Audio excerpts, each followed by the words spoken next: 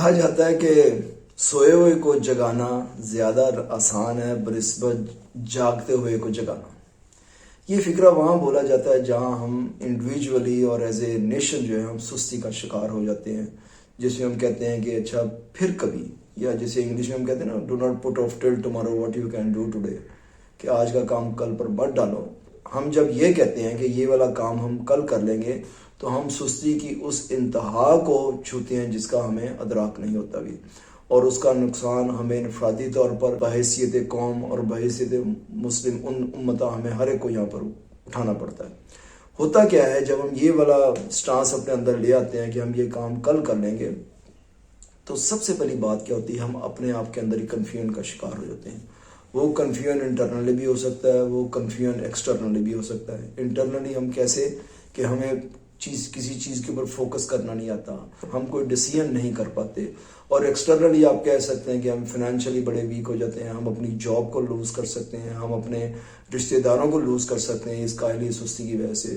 اس لیے ضرورت اس بات کی ہے کہ جو کام ہم آج کر سکتے ہیں اس کو کل پر مت ڈالیں. کل پر ڈالنے کا مطلب یہ ہے کہ آپ نے اس کام کو نہیں کرنا، یا اگر کل پر کریں گے تو اس کا افادیت وہ نہیں ہوگی، اس کی کوالٹی وہ نہیں ہوگی. اپنی اسی سستی کی وجہ سے ہم فائنینشیل لاس تو کریں گے، ہمارا بزنس بھی فلاپ ہو سکتا ہے. ہماری اسی سستی کی وجہ سے ہم جرمانہ بھی دے سکتے ہیں. جیسے لوگ بجلی کے بلوں کو جمع نہ کروائیں، اس کو وقت پر اس کو نہ جمع کروائیں تو آپ کو جرمانہ بھی اس کا ادا کرنا پڑتا ہے.